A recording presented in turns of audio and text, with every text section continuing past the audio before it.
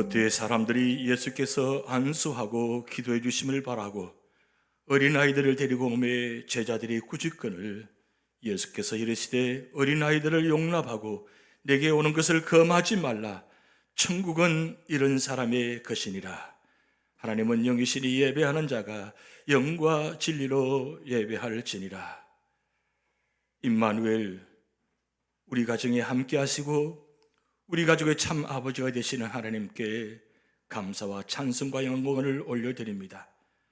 5월 시작하는 첫 주일 가정의 달을 맞이하여 저희들이 쌀쌀과 같이 깨끗하고 순결한 마음을 가지고 가정에서 예배를 드립니다.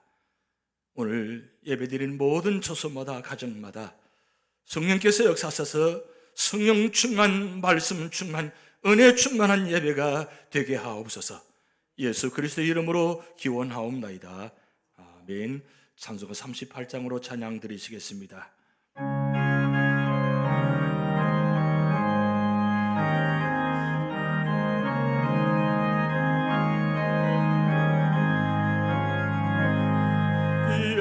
예수 우리 왕이여 이곳에 오셔서 우리가 왕께 드리는 영광을 받아주소서. 우리는 주님의 백성, 주님은 우리 왕이라. 왕이신 예수님 오셔서 찾아와서 다스리소서. 예수 우리 주시여 이곳에 오셔서 우리가 주께 드리는 찬양을 받아주소서. 우리는 주님의 정들, 주님은 우리 주시라. 주 대신 예수님 모셔서 이 찬양을 받아주소서.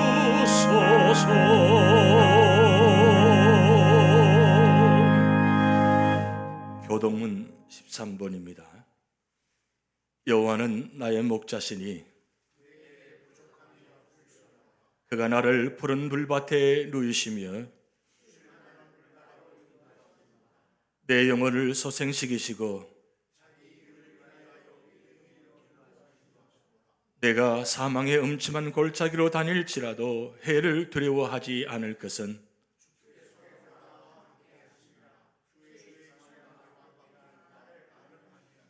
주께서 내 원수의 목전에서 내게 상을 차려주시고 기름을 내 머리에 부으셨으니 내 잔이 넘치나이다. 내 평생의 선하심과 인자하심이 반드시 나를 따르니 내가 여호와의 집에 영원히 살리로다. 아멘. 고백의 기도 드리시겠습니다.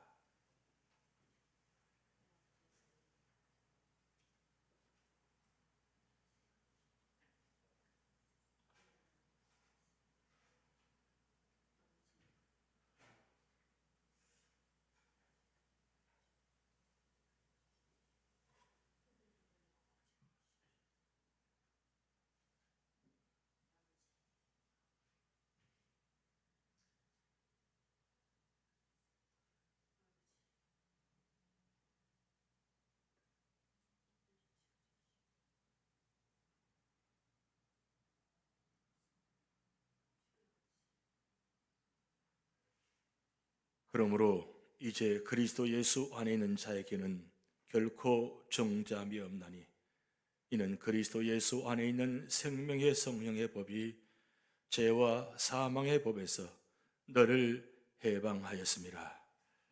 전능하사 천지를 만드신 하나님 아버지를 내가 믿사오며 그 외아들 우리 주 예수 그리스도를 믿사오니 이는 성령으로 잉태하사 동정녀 마리아에게 나시고 본디오 빌라도에게 고난을 받으사 십자가에 못 박혀 죽으시고 장사한 지 사흘 만에 죽은 자 가운데서 다시 살아나시며 하늘에 오르사 전능하신 하나님 우편에 앉아 계시다가 저리로서 산자와 죽은 자를 심판하러 오시리라. 성령을 믿사오며 거룩한 공회와 성도가 서로 교통하는 것과 죄를 사하여 주시는 것과 몸이 다시 사는 것과 영원히 사는 것을 믿사옵나이다. 아멘. 찬송가 150장 찬양 드리시겠습니다.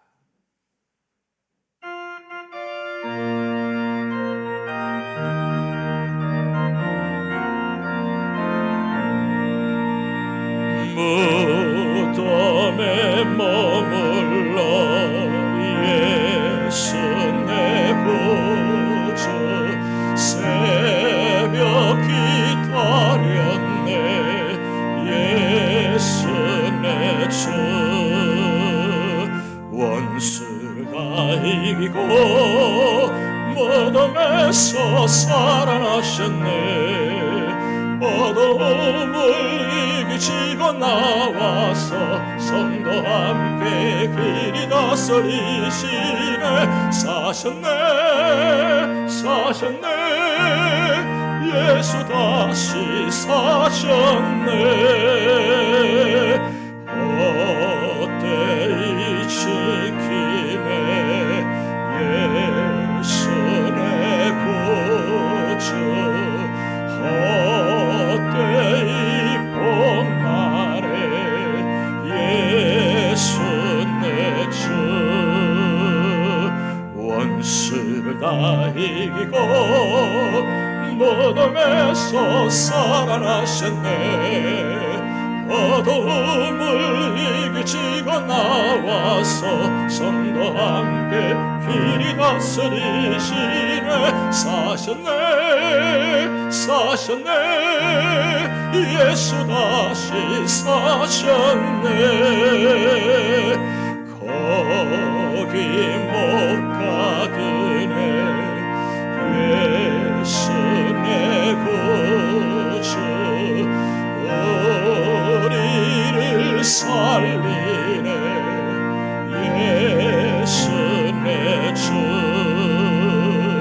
원수를 다 이기고 무덤에서 살아나셨네 어둠을 이기시고 나와서 성도와 함께 길이 다스리시네 사셨네 사셨네 예수 다시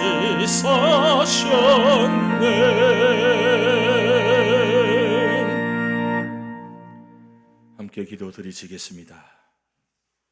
하나님 아버지 지난 4개월 동안 참으로 놀랍고 힘든 가운데 있었지만 저희 교회와 저희 가정과 우리 삶의 터전과 흩어진 사랑하는 모든 자녀들 출입을 지켜주시고 오늘 5월 첫째 주일 가정의 달을 맞이해서 우리 모두가 다 가정에서 함께 예배 드리신 은혜 주심을 감사드립니다.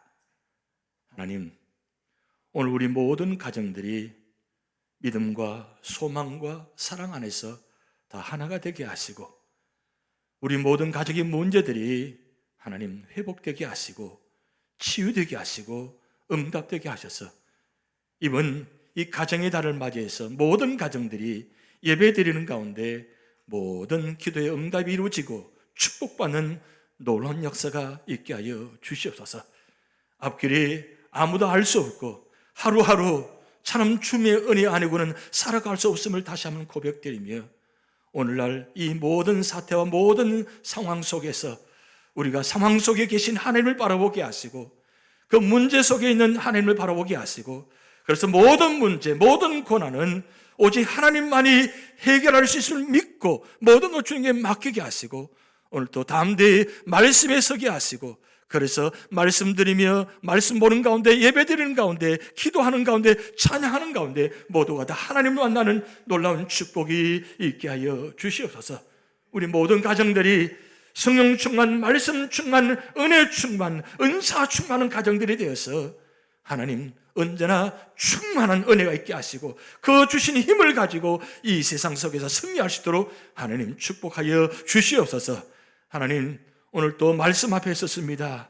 오늘 말씀 가운데 하나님 음성을 듣게 하시고 하나님 만나게 하시고 우리 모든 문제가 이 말씀 가운데 응답받는 축복이 있게 하여 주시옵소서. 감사드리며 예수님의 이름으로 축복하며 기도하옵나이다. 아멘.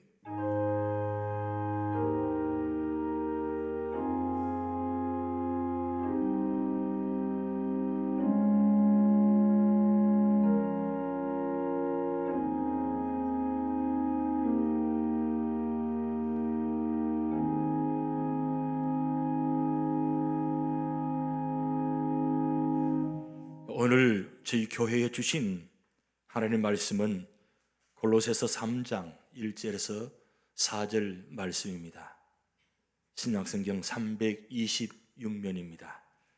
다 같이 합독하시도록 하겠습니다. 그러므로 너희가 그리스도와 함께 다시 살리심을 받았으면 위의 것을 찾아라. 거기는 그리스도께서 하나님 우편에 앉아 계시느니라. 위의 것을 생각하고 땅의 것을 생각하지 말라. 이는 너희가 죽었고 너희 생명이 그리스도와 함께 하나님 안에 감추어졌습니다. 우리 생명이신 그리스도께서 나타나실 그때에 너희도 그와 함께 영광 중에 나타나리라. 아멘. 부활하신 예수 그리스도 제목을 계속 지금 말씀드리고 있습니다. 혹시 그렇게 질문하실지 모르겠습니다. 왜 지금 부활주를 지났는데 아직도 부활하신 예수 그리스도 말씀을 전하세요? 분명히 그러신 분들 계실 겁니다. 그런데 고난주간은 40일 지키면서 왜 부활은 40일 안 지키는 거예요? 고난주간과 이 사순절과 이 부활절은 같은 의미입니다. 똑같은 비중입니다. 어쩌면 지금까지 모든 교회들이 보면 일반적으로 사순절 기간은 40일 동안 지킵니다. 그런데 부활주일을 한 주만 지키고 그 다음에는 부활이 없어요. 그래서 제 마음속에 그런 생각이 드는 겁니다. 물론 매년마다 이 부활절을 지키면서 그런 마음이 들지만 특별히 올해는 더 부활이 중요하구나. 고난주간을 통해서 사순절을 통해서 주님의 십자가를 묵상하고 그 고난의 은혜, 십자가의 은혜를 받는 것도 중요하지만 그 십자가의 은혜를 통해서 우리가 구원받았으면 그 구원받은 은혜는 죄의 문제를 해결한 그 문제의 은혜입니다. 그런데 진짜 중요한 건 이 부활의 은혜, 이 부활의 은혜는 영생의 은혜입니다. 주님께서 오시면 이 두 가지 문제를 해결하시기 위해서 오신 것입니다. 하나는 십자가를 통해서 우리 죄의 문제를 해결해 주셔서 하나님 앞에 나아갈 수 있도록 구원의 은총을 허락하셨습니다. 그런데 우리 육신적인 삶, 이 세상의 삶만을 위해서 주님께서 십자가에 죽으신 건 절대 아닙니다. 그것은 두 번째, 우리를 십자가의 죽으심을 통해서 구원받은 은혜가 이 세상의 삶만이 아니라 우리에게 영원한 생명을 허락하시기 위해서 주님께서 부활하심으로 그 부활의 은총, 부활의 은혜가 있다는 사실입니다. 그래서 주님 부활 후에 40일 계신 겁니다. 그러면 사순절과 주님 부활하신 후에 40일 의미가 동일한 뜻입니다.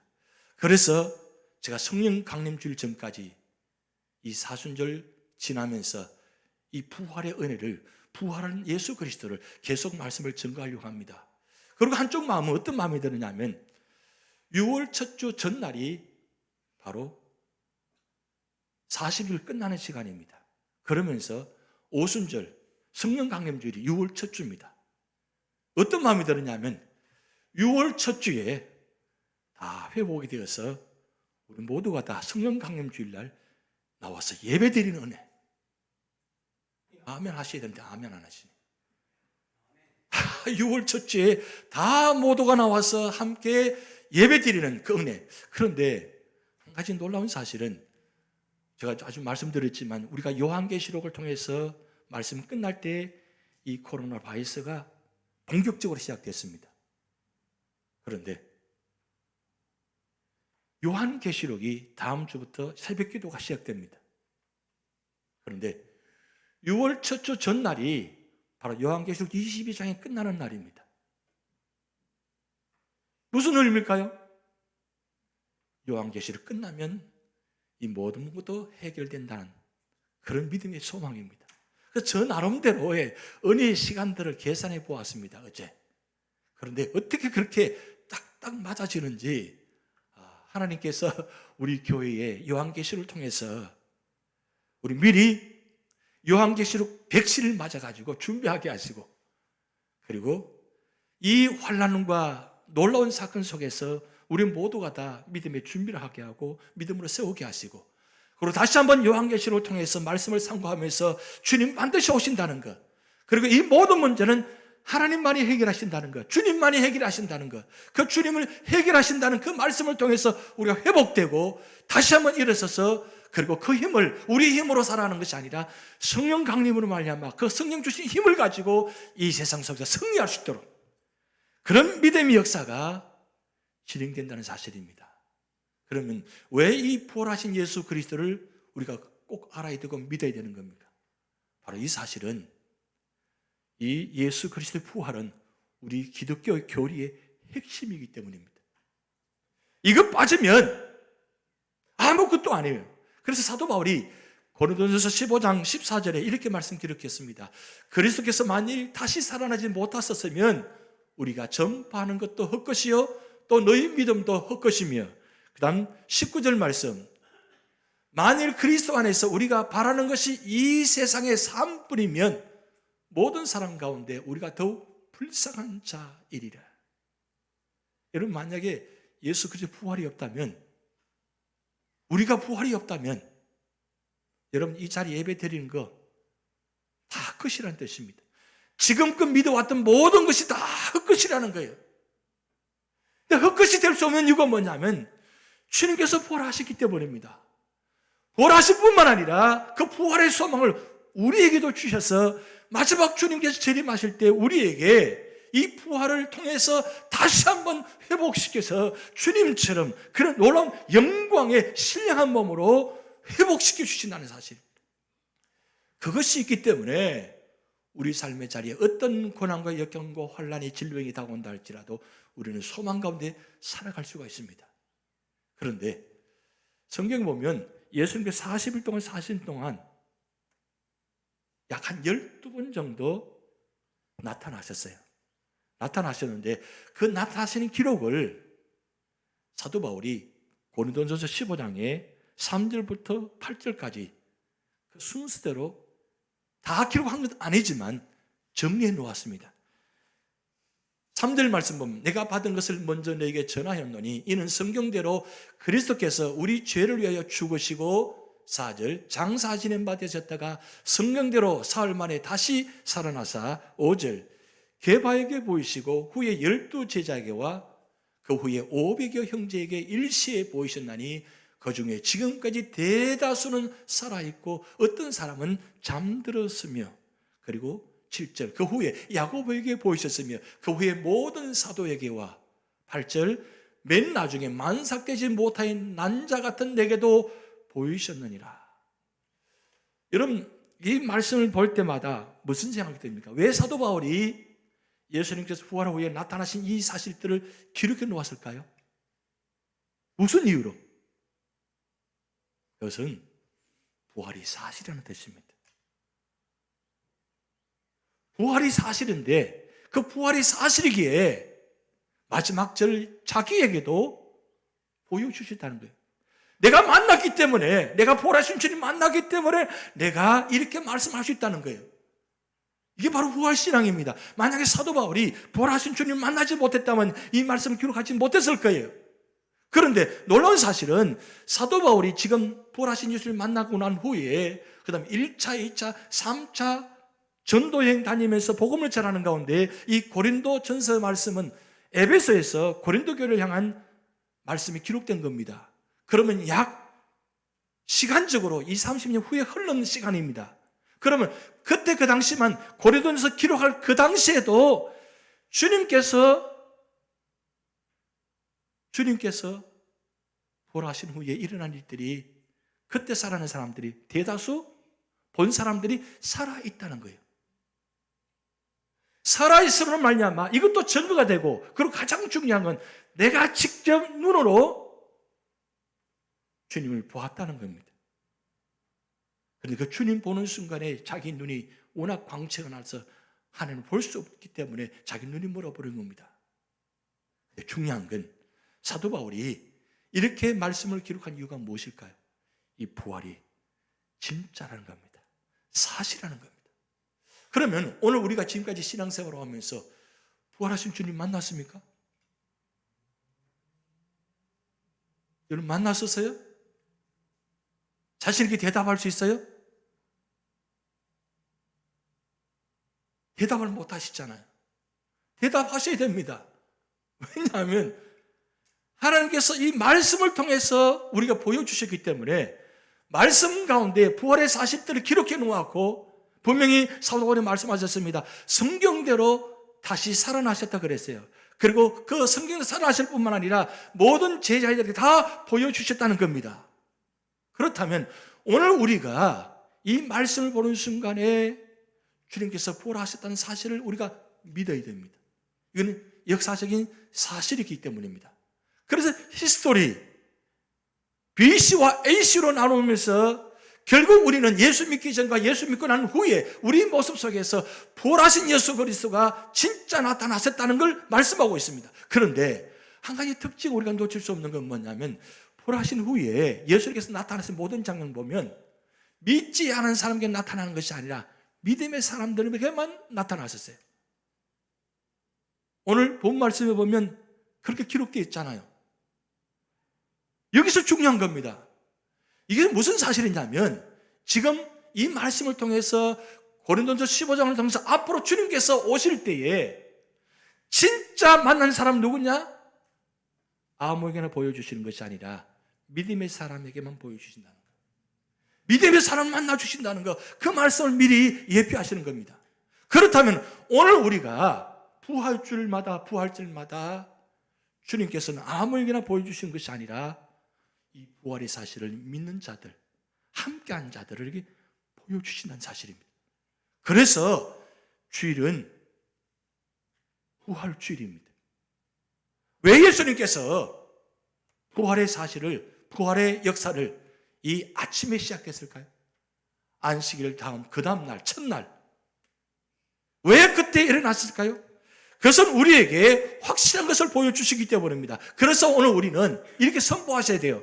주님이 오늘 사망에서 일어나셔서 부활하셨네. 사탄의 제국을 무너졌네. 오늘 이 성리를 전파하세요. 그의 모든 이적을 전파하세요. 선포하셔야 돼요. 왜요?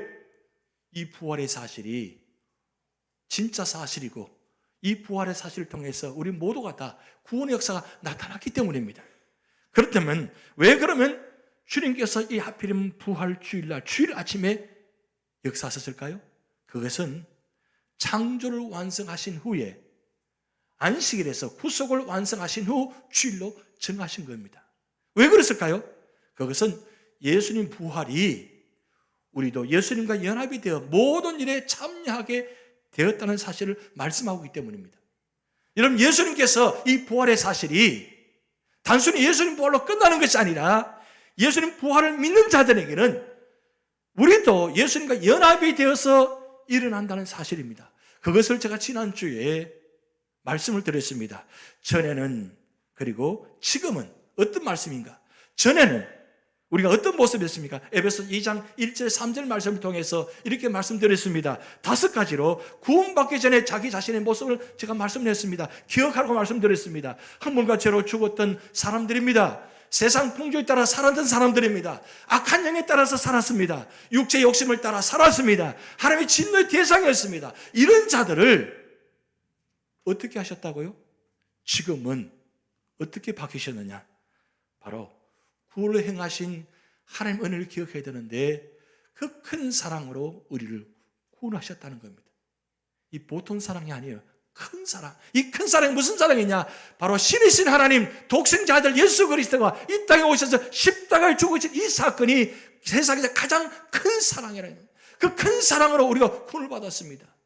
근데 구원받았는데 이 구원받는 사실을 우리가 믿었을 때에 하나님이 그리스도와 함께 우리를 살리셨다는 겁니다. 그리고 하나님이 그리스도와 함께 우리를 일으키셨다는 겁니다. 그리고 하나님이 그리스도와 함께 우리를 하늘에 앉히셨다고 말씀했습니다. 이게 바로 예수님의 부활의 사실이 나의 부활이 되고, 그리고 예수님께서 부활하신 그 사건이 2000년 전 사건이 나의 부활이 되어서 연합이 되어서 이 연합된 사건을 통해서 우리에게 다시 한번 살리신 은혜가 있다는 겁니다.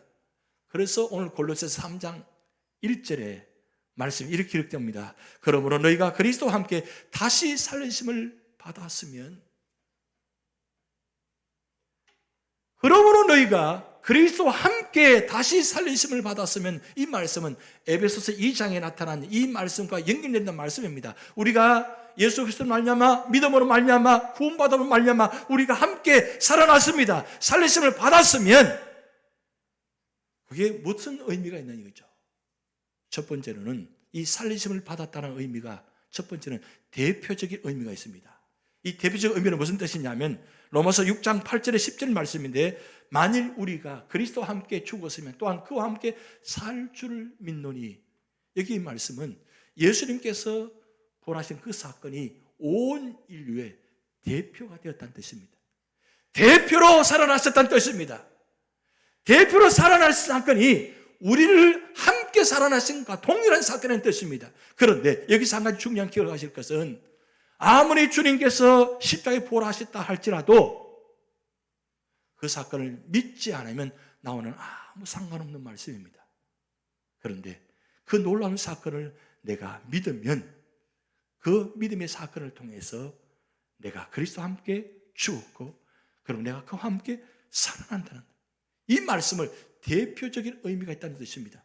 그다음 두 번째로는 살아났다는 의미는 영적인 의미에서 살아났다는 것을 의미합니다.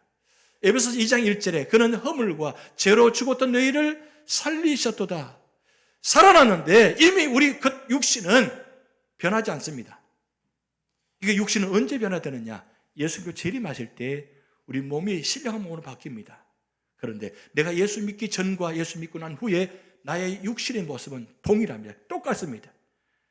다른 게 뭐냐면 우리 안에 있는 영혼이 하나님과 관계없이 살아가다가 예수 믿는 그 순간 내가 하나님과 관계 속에서 연합된 속에서 살아간다는 거예요. 그걸 살아났다라고 합니다. 관계없이 살아난 상태를 죽었다고 말하고 관계에 있다 말하는 것을 살아났다는 의미가 되어지는 겁니다. 그래서 오늘 우리가 어떻게 했다고요? 고린도후서 5장 17절 우리 같이 있습니다. 그런즉 누구든지 그리스도 안에 있으면 새로운 피조물이라, 보라 새 것이 되었도다. 우리가 이제 새 것이 되었어요. 겉모습은 바뀌지 않은 것 같은데 실질적으로 우리 영혼이 살아났습니다. 그래서 새 것이 되었어요. 그래서 영혼이 충만하면 우리 그 육신도 바뀌어져요. 신령한 모습으로 바뀌는 것이 아니라 신령한 모습처럼 되어진다는 거죠.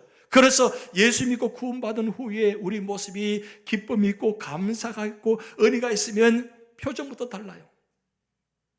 말씀부터 달라요. 우리 입술 속에, 우리 표정 속에 예수 믿기 전과 예수 믿고 난 후의 모습이 다르다는 겁니다. 여러분 어떻게 다른 것 같아요? 똑같은데요? 그렇게 대답할 수 있잖아요. 물론 우리의 연약한 모습 때문에 때로는 기쁨이 있다가 때로는 슬픔이 있다가 때로는 행복했다가 때로는 감사했다가 때로는 슬퍼했다가 이런 모습이 조속간에 변하는 것이 우리의 모습입니다. 그것은 아직도 우리 속에 죄성이 있기 때문에 그런 모습들입니다. 그러나 진짜 중요한 건 변화될 수 있다는 겁니다. 왜냐하면 내 영혼이 살아나기 때문입니다. 그래서 이 영혼이, 살아난 영혼이 우리 육신을 지배할 때에, 우리를 통치할 때, 우리 다스릴 때 우리의 모습이 달라지는 거예요. 그런데 왜 바뀌지 않느냐? 내 영혼이 내 육신을, 내 마음을 지배하지 않으면, 나를 통치하지 않으면 나를 이끌어가지 않으면 언제나 우리 모습은 세상적인 모습으로 나타날 수밖에 없기 때문입니다. 그래서 로마서 6장 9절 말씀에 이는 그리스도께서 죽은 자 가운데서 살아나셨음에 다시 죽지 아니하고 사망이 그를 주장하지 못할 줄을 알미로라. 여러분, 여기서 진짜 중요한 건 죽은 자 가운데 살아나셨음에 다시 죽지 아니하고, 정말 이 말씀 믿으시기 바랍니다. 나는 다시 죽어서는 안 돼요. 왜냐하면 내가 어떻게 살아났는데요? 나를 살리시기 위해서 주님께서 어떤 일을 하셨는데요? 그러기에 우리는 다시는 죽지 않는 그런 영혼된 존재로 살아가기 때문에 우리는 항상 이렇게 고백할 수밖에 없습니다. 갈라디아서 2장 20절 말씀 우리 다 같이 합독합니다. 내가 그리스도와 함께 십자가에 못 박혔나니 그런즉 이제는 내가 산 것이 아니요 오직 내 안에 그리스도께서 사신 것이라. 이제 내가 육체 가운데 사는 것은 나를 사랑하사 나를 위하여 자기 몸을 버리신 하나님의 아들을 믿는 믿음 안에서 사는 것이라. 여러분, 이제 우리는 모두가 다 옛 모습은 다 죽었습니다. 여러분 가슴에 손을 얹고 나는 죽었다 한번 해보세요. 나는 죽었다. 그 정도 해서는 안 돼요. 나는 죽었다. 내가 죽어야 돼요. 내가 죽어야 교회도 살고 가정도 살고 다 살아요. 내가 아직도 죽자고 살아있으니까 그 살아있는 것 때문에 가정도 힘들고 개인도 힘들고 교회도 힘든 거예요. 교회가 왜 문제가 되고 힘든 것입니까? 교회마다 문제가 있는 이유가 무엇입니까? 가정마다 문제가 있는 이유가 무엇입니까? 내가 살아있기 때문입니다. 내 속에 있는 죄가 살아있기 때문입니다. 이 살아있는 이 죄 때문에 다 무너지게 만드는 거예요. 그런데 내가 죽고 이제 내가 사는 것이 아니고 내 안에 그리스도께서 사시는 것이라. 주님이 내 안에 사시고 계셔야 돼요. 주님이 내 안에 살으셔야 돼요. 그리고 그 주님을 믿는 마음으로 살아가셔야 돼요. 그럴 때 우리 삶의 자리가 다르다는 겁니다. 그래서 오늘 1절, 2절, 3절, 4절 말씀에 두 가지를 지금 이야기합니다. 1절 말씀에 위의 것을 찾으라. 거기는 그리스도께서 하나님 우편에 앉아 계시니라. 위의 것을 생각하고 땅의 것을 생각하지 말라. 두 가지 내용입니다. 위의 것을 생각하고 땅의 것을 생각하지 말라. 위의 것이 뭐고 땅의 것이 무엇이냐? 여러분 궁금하죠? 위의 것, 땅의 것, 눈치가 있는 분들은 아실 거예요. 그런데 오늘 골로새 3장에 사도 바울이 위의 것이 무엇인지 땅의 것이 무엇인지를 아주 정확하게 기록해 놓았어요. 먼저 땅의 것이 무엇인지를 먼저 기록해 놓았습니다. 그래서 5절부터 12절까지 말씀인데 이렇게 말씀 기록되어 있습니다.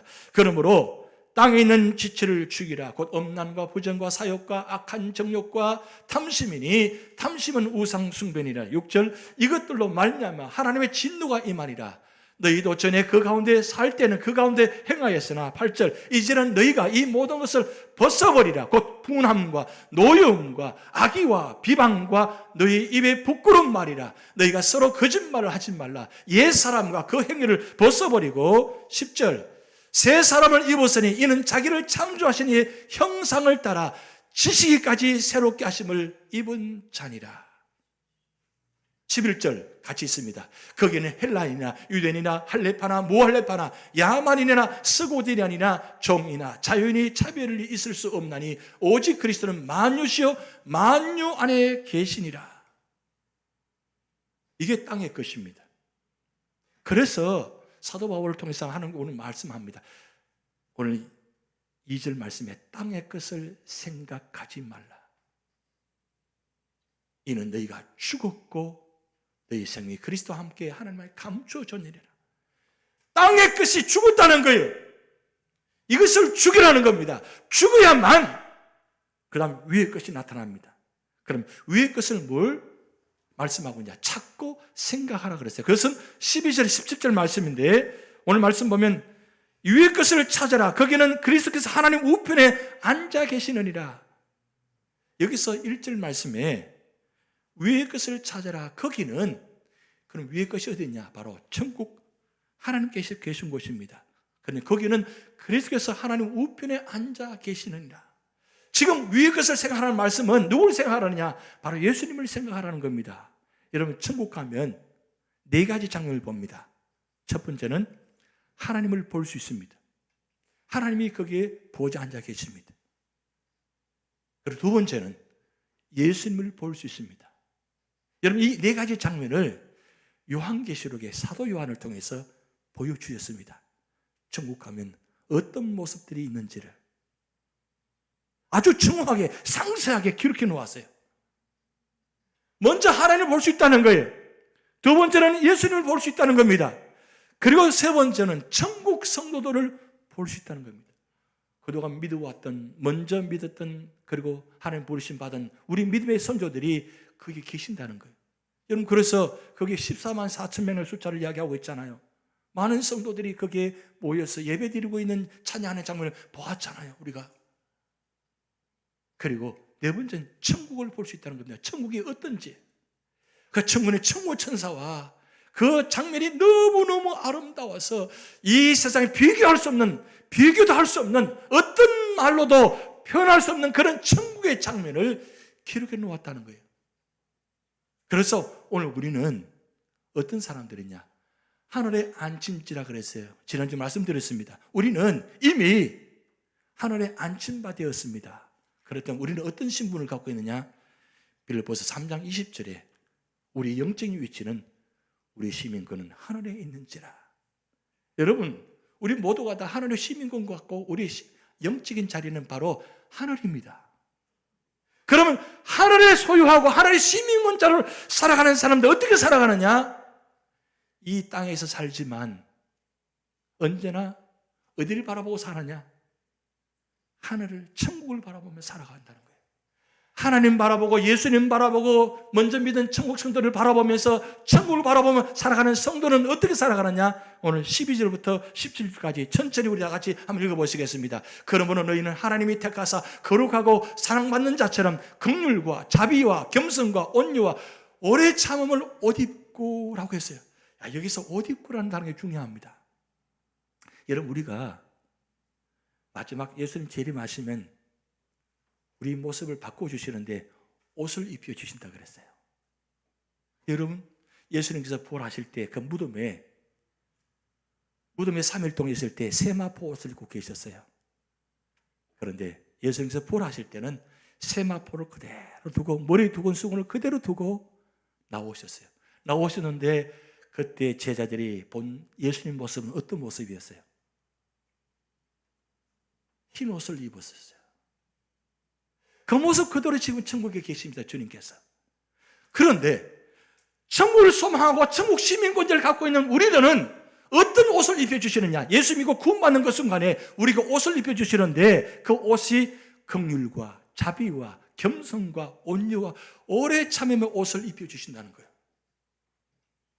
구원받는 자에게 주시는 옷입니다. 여러분, 이 세상의 옷이 아무리 화려해도 아무리 비싼 옷이라도 이 옷과는 비교할 수가 없어요. 너무 좋은 옷 입으려고 생각하지 마세요. 거기에 목숨 걸지 마세요. 진짜 최고의 옷은 하나님이 입혀주셔야 돼요. 소망이 있잖아요. 그런데 그 옷을 입고 난 다음, 자, 13절부터 같이 있습니다.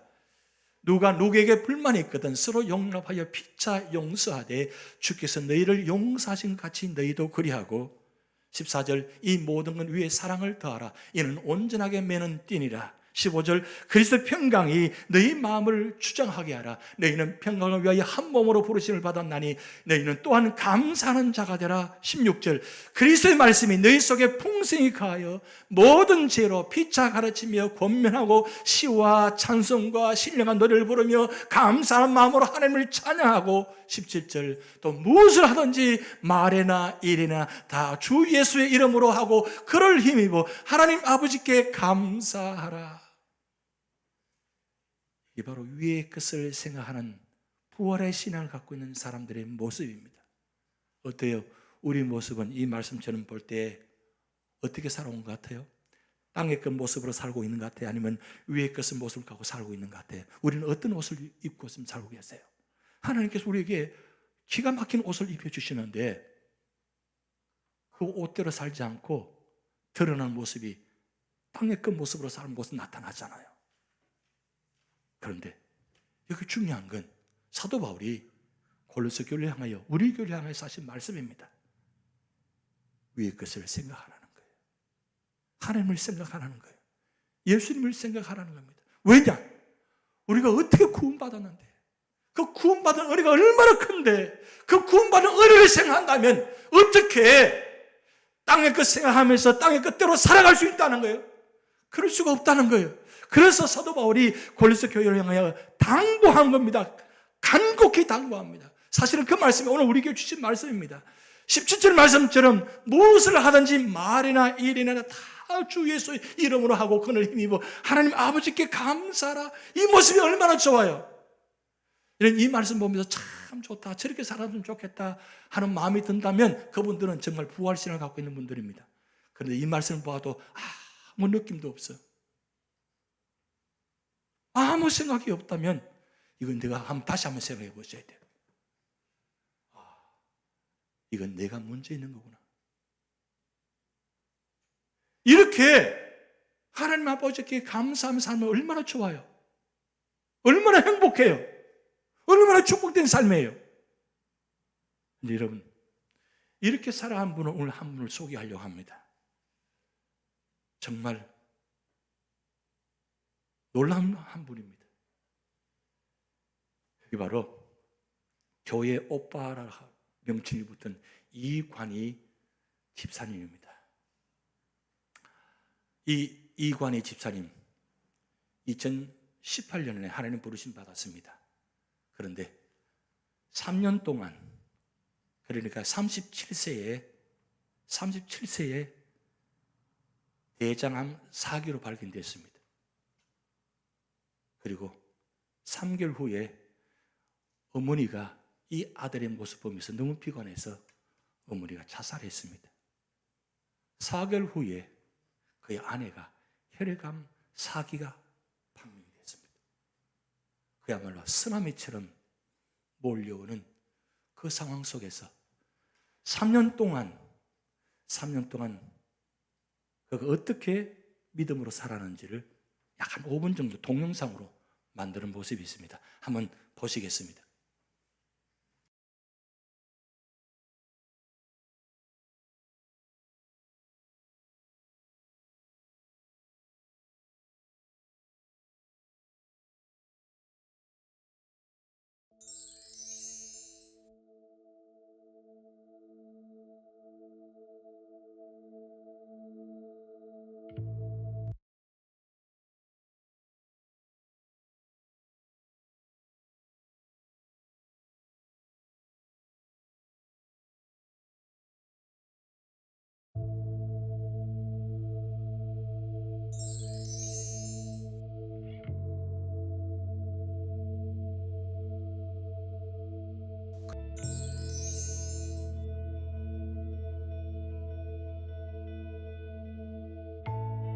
오늘 나에게 주어진 이 하루가 내 인생의 마지막 날이라고 가정을 하면은 나에게 주어진 이 하루를 누군가를 미워하고 누군가를 증오하면서 보내고 싶지는 않은 거야. 그 시간을 이 사람을 사랑하고 이 사람을 축복하는 시간으로 채우고 싶은 게 오빠의, 내가 요즘 생각하는 나의 투병기야.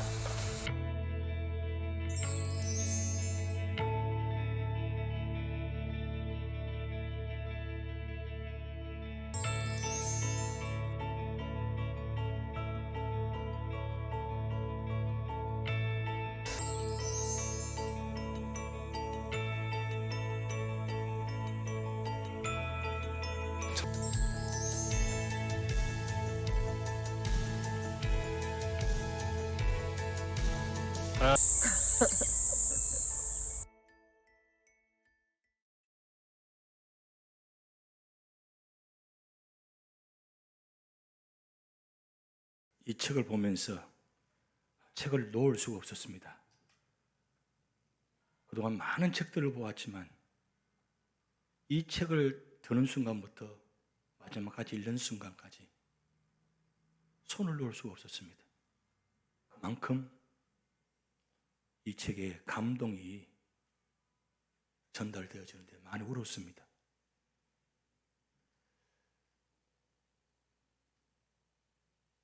결혼해서 그리고 3년 만에 아이를 가졌습니다. 아이를 갖고 그리고 아이를 놓고 난 다음에 산후조리에서 나오는 순간 이관의 집사님 대장암 4기라는 것을 진단받습니다. 정말 기가 막힌 일이죠. 37세의 나이에 대장암 4기. 모든 가족들이 받아들이기 힘든 상황입니다. 그런데 그 받아들이기 힘든 상황에서 4기니까 한번 시작해보자고 병원에서 그렇게 해서 이제 항암 치료가 시작됩니다. 이분이 24번 항암 치료를 받았습니다. 항암 치료 받기 시작하면서 모두가 다 함께 기도하면서 그렇게 치료받기 시작합니다. 그런데 어머니는 이 사실을 너무 받아들이기 힘듭니다. 왜냐하면 이 사람 아들이 너무너무 전도유망하고 신령인 아들이고 정말 믿음의 아들, 자랑스러운 아들이거든요. 이 아들이 대장암 4기로 하니까 이 어머니가 너무너무 피곤해서 결국 집에서 조용히 자살을 하게 됩니다. 그 현장에서 이 아들이 와서 이렇게 기도합니다. 기도를 어떻게 하느냐면 하나님 아버지, 제가 암 걸렸을 때 제가 하나님 원망하지 않은 거 아시지 않습니까? 그렇게 기도를 시작합니다. 그렇게 기도를 시작하는데 시작할 때는 원망적인 기도로 시작했는데 기도하는 가운데 어떻게 마음의 역사가 바뀌는지 하면 이렇습니다. 제가 자식으로서의 사랑하는 어머니의 죽음 앞에 절망하는 것과 가슴 아파하는 것과 비교할 수 없는 깊이로 함께 애통해 하시며 가슴 찢고 계시며 울고 계시는 주님의 마음이 제 마음에 전해졌습니다. 그러니까 이분이 어머니 죽음 앞에서 그 눈을 감게 드리면서 그 절망적인 기도를 시작했는데 시작하는 가운데서 성령께서 그 마음을 감동시키시는데 통곡하고 원망의 기도가 아니라 그 기도하는 순간에 예수님이 이 어머니를 위해서 기도하는 모습이 마음이 전달된 거예요. 그러면서 그리고 저희 어머니를 품에 안고 눈물 지고 계시는 주님의 모습이 제 마음속에 그려지니까 제가 감히 하나님을 원망할 수 없었습니다. 도저히 원망할 수 없었습니다. 왜요? 내가 애통해 하는 것보다, 내가 절망하는 것보다, 내가 고통스러운 것보다 예수님이 나보다 더 큰 모습으로 주님을 안고 계시면서 애통해 하는 모습이 보여졌다는 거예요. 이 하나님의 은혜입니다. 그러면서 그분이 그때 당시에 이 묵상의 일기를 쓰는데 이분은 매일 묵상의 일기를 쓴다고 합니다. 그런데 이렇게 썼습니다. 벼랑 끝에 써있는 위태롭게 써있는 사랑하는 아들을 향해 두 팔 벌려 안고 계시는 주님의 손길이 느껴집니다. 그러면서 이 말씀을 기록합니다. 시편 50편 15절 환난하는 나를 부르라 내가 너를 건지리니 내가 나를 영화롭게 하리로다. 예레미야 33편 3절 너는 내게 부르짖으라 내가 내게 응답하겠고 내가 알지 못하는 크고 은밀한 일을 내게 보이리라. 이분은 기가 막힌 삶의 자리에서 언제나 말씀을 떠나지 않습니다. 언제나 말씀을 묵상합니다. 말씀과 함께 동의합니다. 그러면서 이런 질문을 합니다. 오늘 나에게 주어진 이 하루가 내 인생의 마지막 날이라고 한다면 만약에 가정에서 마지막 날이라고 한다면 어떠냐? 어떤 마음을 갖고 있느냐? 나에게 주어진 이 하루를 누군가를 미워하고 누군가를 정오하면서 보내고 싶지 않습니다. 그러면서 그 시간을 이 사람을 사랑하고 이 사람을 축복하는 시간으로 채우고 싶은 것이 내가 요즘 생각하는 나의 투병기입니다. 기가 막힌 자리잖아요. 본인 대장암 4기입니다. 지금 항암 치료 받으면서 다 빠지고 몸에 전체 부종이 나가지고 견디기 힘든 상황입니다. 그러면서도 말씀을 붙들고 있습니다. 그런 상황 가운데 어머니가 자살했습니다. 거기서 끝나는 것이 아니라 사랑하는 아내가 혈액암 4기라는 또 판명을 받습니다. 여러분 입장을 바꿔놓고 생각해보면 어떻습니까? 쓰나미처럼 몰려드는 이 상황 속에서 어떻게 견딜 수가 있어요? 원망할 수밖에 없죠. 통탄하죠. 오열하죠. 그런데 이분은 그런 상황 가운데도 그렇게 하지 않았다는 겁니다. 그러면서 오히려 고맙고 감사하다는 거예요. 뭐가 감사하느냐? 내 마음과 내 영혼의 상태에서 좀 더 진지하게 바라보고 또 영적으로도 건강해지기 위해서 노력하라는 첫 발걸음을 뗐다는 것, 그 부분에 있어서는 이 암을 만나고 투병한 이 과정이 고맙습니다. 37세, 38세 나이에 이런 고백이 나온다는 건 놀랍지 않아요? 이게 어떻게 암이 감사해요? 그런데 오히려 영적으로 건강해지기 위해서 내게 암이 주어진 것을 감사하다는 거예요. 그런데 암을 치료받으면서 항암 치료하면서 회복되면 좋은데 재발이 되었습니다. 재발 후에 그때 아내와 함께 이런 고백을 합니다. 내 안에 나는 죽고 오직 예수님만 사는 삶. 생과 사의 갈림길에 서 있는 우리는 그걸 할 수 있는 상황인 것입니다. 놀랍지 않아요? 평소에는 내가 예수님만 사는 삶 힘들다는 거예요. 그런데 이런 절대절명의 순간에 생과 사의 갈림길이 이때 있을 때 이 상황이 진짜 예수님을 생각하며 예수님만 바라보며 살 수 있는 기회라는 거예요.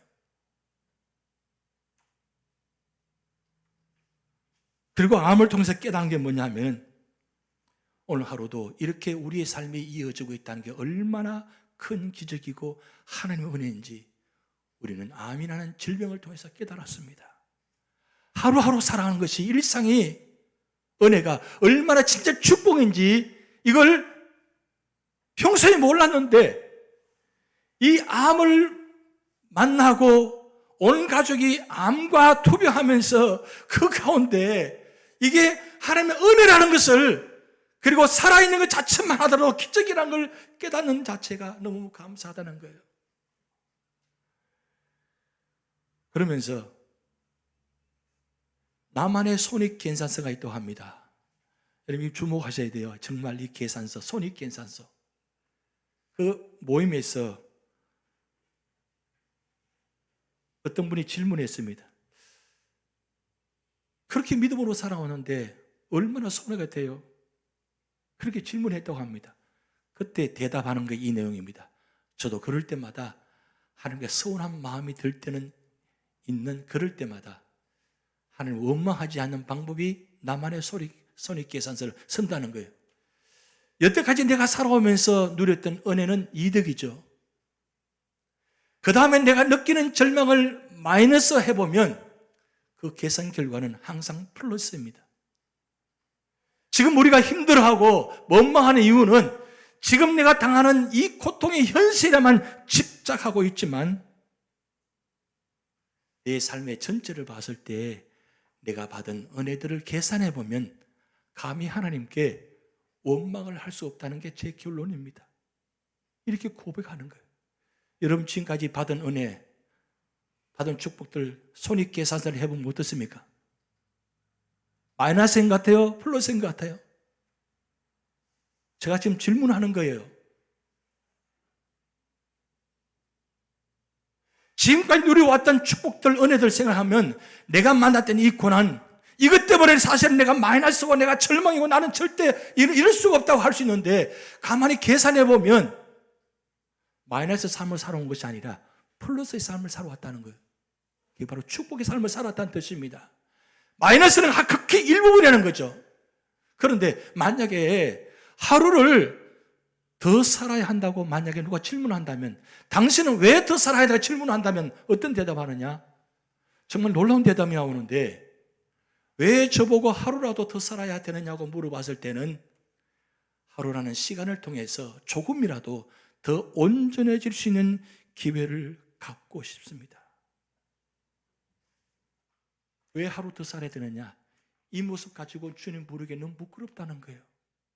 이 모습, 이 상태에 주님 부르시면 너무 부끄럽다는 거예요. 지금까지 살아온 모습이. 그래서 만약에 하루를 더 살게 축복을 주신다면 그 하루만이라도 지금까지 살지 못했던 것을 온전하게 하루만이라도 진실되게 정직하게 하나님 보시기에 부끄럼 없이 살고 싶다는 거예요.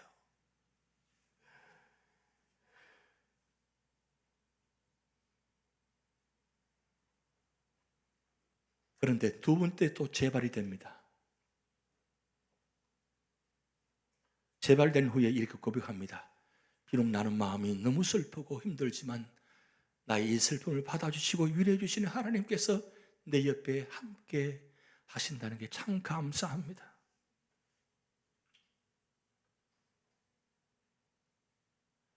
마음을 발견한 후에 3년 동안 얼마나 고통스러운지 모릅니다. 그 책을 읽어보면 정말 고통스러운 모습들이 다 기록되어 있어요. 그런데 그 고통스러운 가운데도 원망이나 불평하지 않습니다. 오히려 감사를 찾고 기도의 자리를 찾고, 그리고 그런 가운데도 하나님이 내 옆에 내 앞에 함께 계신다는 것을 감사하다고 고백하고 있는 거예요. 그러면서 어린 딸, 지금 3살밖에 안 되는 어린 딸에게 아빠의 마지막 선물은 무엇인가? 소연인에게 물려줄 수 있는 것이 신앙의 유산밖에 없습니다. 3살 된 이 소연이에게 물려주시는 건 아빠가 마지막까지 믿음으로 살았다는 것, 신앙의 모습으로 살았다는 것, 이 유산밖에 없다는 것. 그런데 여러분, 암 환자, 물론 뭐 다른 것 같지만 다 환자는 마찬가지지만 얼마나 고통스럽습니까? 그런데 그렇게 고통스러운 가운데도 모르핀을 받지 않았다는 거예요. 왜? 통증이 있으면 모르핀 주사를 맞으면 통증이 완화되잖아요. 근데 왜 받지 않았느냐? 정말 저는 여기 놀랐습니다. 말기암의 통증을 모르핀 없이 참아내는 것은 이유가 뭐냐? 모르핀을 맞으면 성경 말씀이 들어오지가 않습니다. 그래서 통증을 차라리 참는 게 더 낫습니다. 왜요? 맑은 정신으로 말씀을 읽고 설교를 듣고 싶기 때문입니다.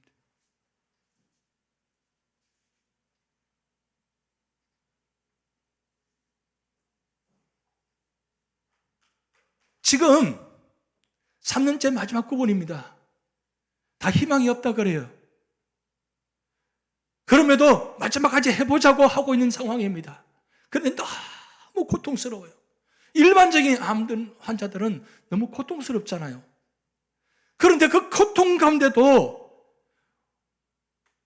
모르핀 주사를 맞지 않은 이유는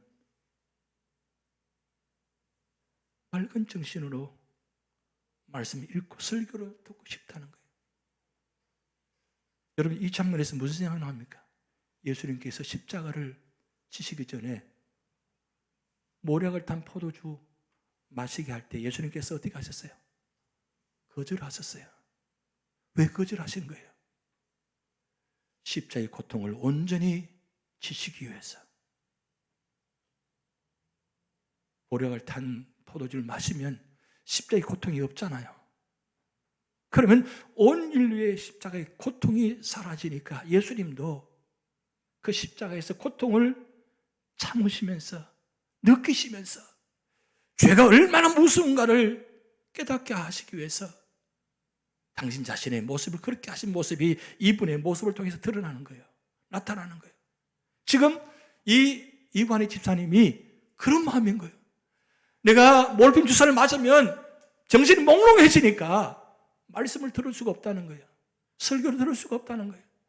이분은 그런 고통 가운데도 말씀을 들으려고, 말씀을 보려고 얼마나 집중했는지 모릅니다. 중환자실에 들어가 왔는데 중환자실의 천장에 이런 글자가 붙여져 있어요. 중환자실 천장입니다. 자기 침상이 바로 천장. 시편 3편 4절 내가 주님을 바라보며 소리 높여 찾을 때 주께서는 그 거룩한 산에서 응답하여 주십니다. 지금 말도 못하는 상황입니다. 그런데 옆에 아내가 물으니까 그 손가락을 겨우 들어서 천장을 가리킵니다. 바로 저 말씀이에요. 그 중환 자실에 정신이 없는 가운데, 고통스러운 가운데도 뭘 바라보고 있는 거예요? 천장에다가 말씀을 붙여놓고 그렇게 그 순간에도 말씀을 보고 있는 그 믿음의 모습.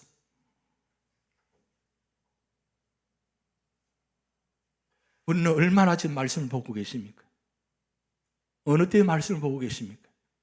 우리는 말씀 너무 편하게 보고 계시잖아요. 그런데 진짜 고통의 자리에, 힘든 자리에 있을 때 이렇게 말씀을 보느냐, 그때 가봐야 합니다. 그러나 이분이 그때 가봐야 하는 것이 아니라 평소에 언제나 말씀을 떠나지 않고 말씀의 자리에, 왜 그것을 생각하고 언제나 말씀의 자리에, 하나님의 자리에 천국을 바라보면서 그 고통 가운데 있으면서도 하나님을 바라보고 예수님 바라보고 천국의 성도를 바라보면서 그 천국의 모습을 보니까 지금 나의 고통이 고통이 아니라 하나님의 은혜 받는 자리, 믿음의 자리, 축복의 자리라는 것을 발견하게 되니까 끝까지 말씀을 붙들고 있는 거예요. 그러면서 이렇게 이야기합니다. 고난 때문에 하나님에게서 멀어지는 자가 아니라 고난을 통해서 더 하나님께 나아가는 자의 삶을 살고 싶습니다. 고난 때문에 우리는 다 멀어질 수 있잖아요. 그런데 고난을 통해서 더 하나님께 나아가는 자의 삶을 살고 싶습니다. 정말 놀라운 믿음입니다.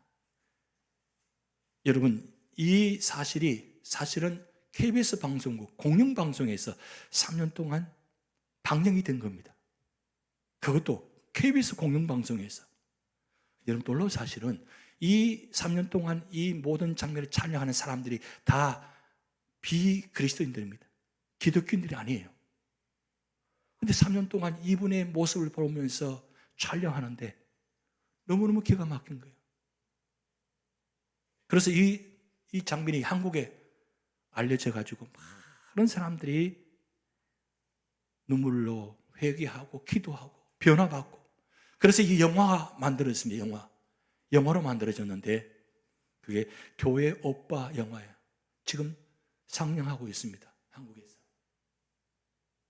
근데 그 상영하는 가운데 음악이 진행되는데 그 욥의 고백이라는 음악입니다. 이 작곡 작사자가 목사님이신데 욥기 42장 4절 말씀을 가지고 욥의 고백에 찬양을 만들었어요. 한번 불러보겠습니다. 한번 들어보시기 바랍니다. 어떤 곡인지.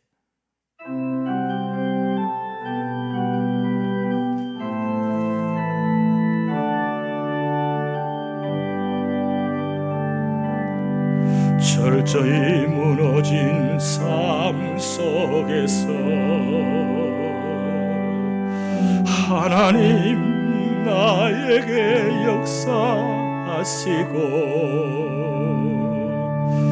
믿음의 시선을 허락하사 주를 주목하게 하시네. 때로는 견디기 힘들 때도 하나님 언제나 함께 하시며 은혜와 진리의 성령 주사 주만 바라보게 하시네. 내가 봅니다. 영원한 주를 봅니다.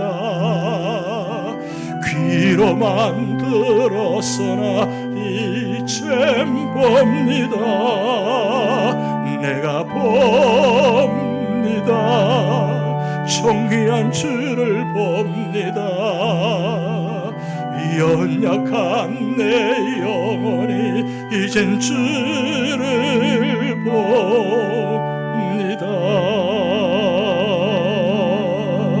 철저히 무너진 삶 속에서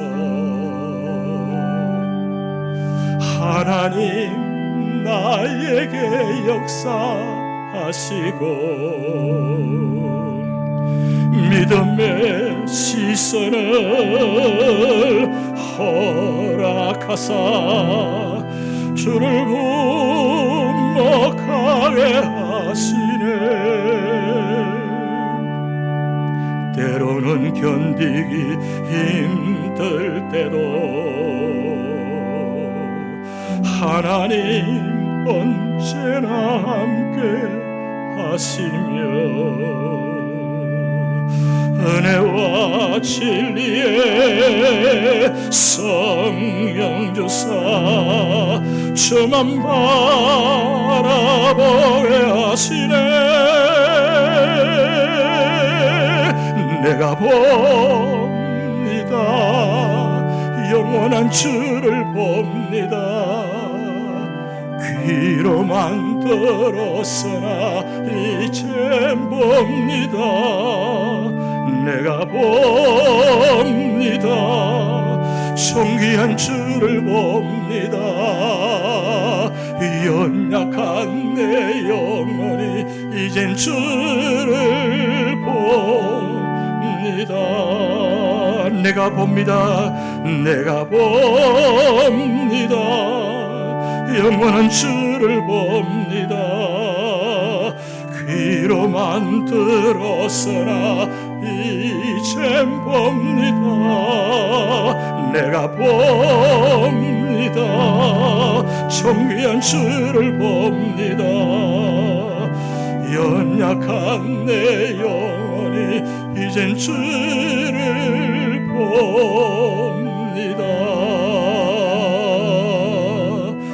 연약한 내 영혼이 이젠 주를 봅니다.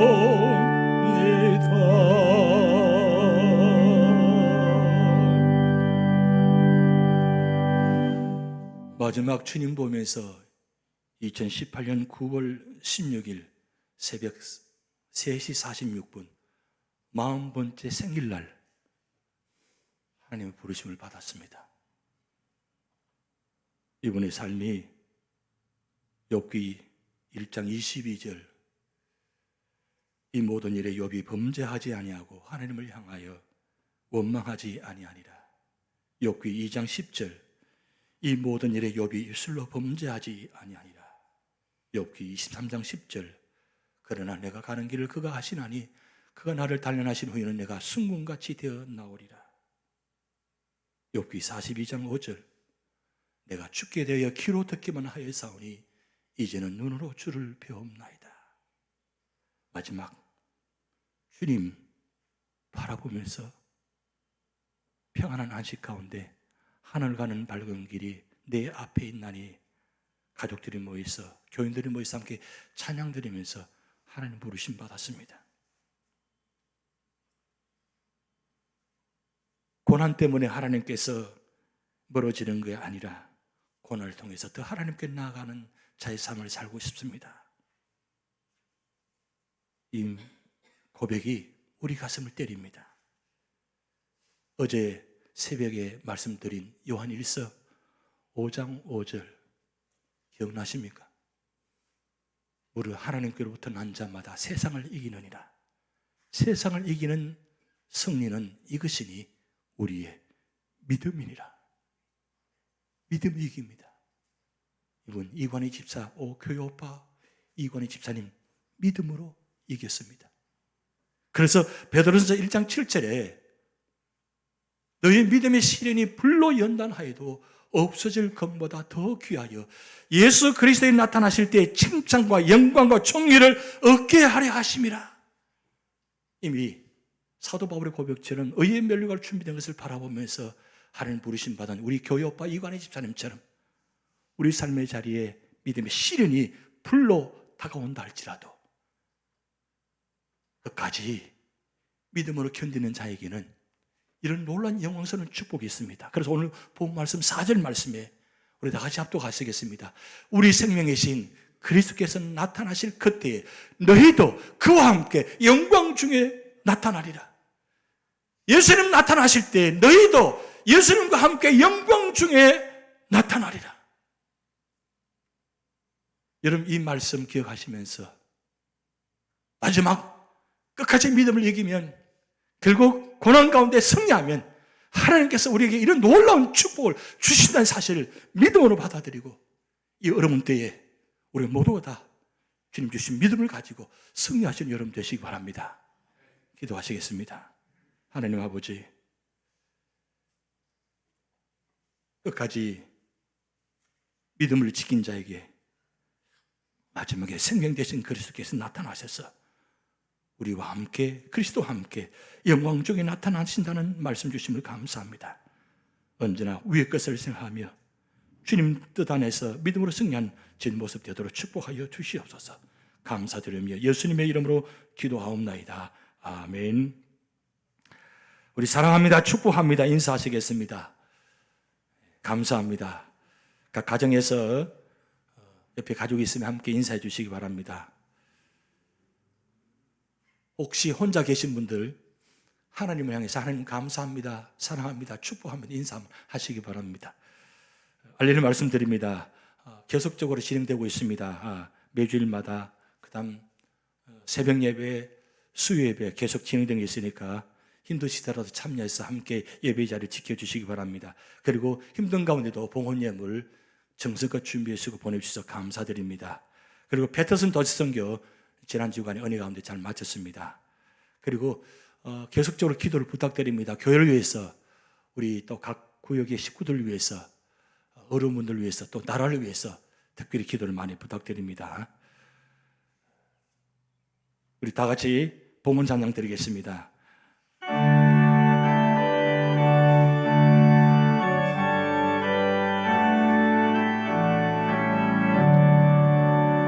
내게 있는 모든 것을 주를 위해 드리네. 주의 성령 충만하게 내게 내려주소서. 주께 드리네.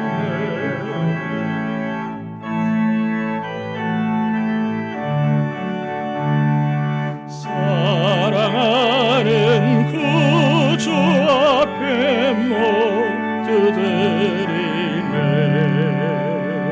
아멘.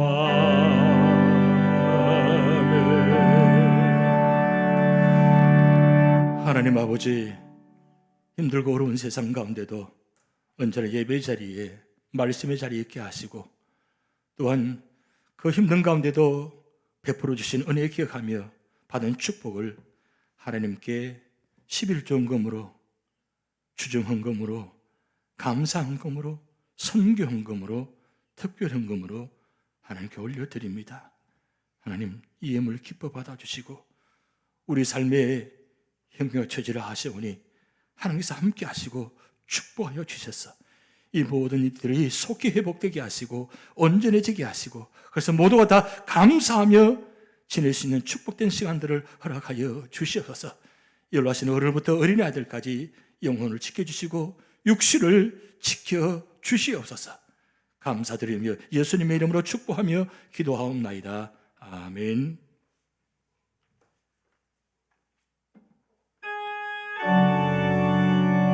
우리 주기도문 기도하시는 마음으로 찬양드립니다. 하늘에 계신 아버지, 이름 거룩하사 주님 나라 임하시고 뜻이 이루어지이다.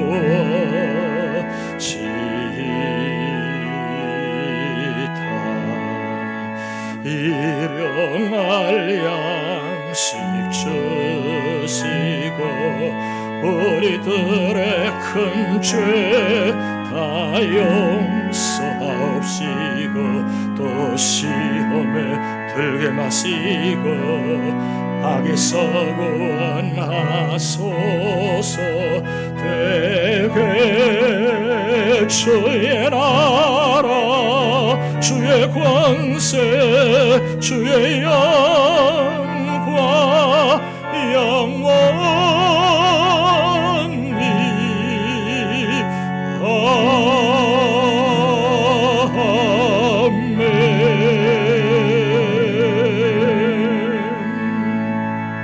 아멘. 이제는 우리 부활의 소망 되신 예수 그리스도의 은혜와 하나님의 무한하신 사랑과 성령의 교통하심이 천국을 바라보며 위의 것을 생각하며 하나님만 바라보며 살아가고자 결단하고 나가는 모든 죄성들 머리 위에 우리 모든 삶의 자리 위에 이제로부터 영원토록 함께 하시기를 간절히 축원하옵나이다.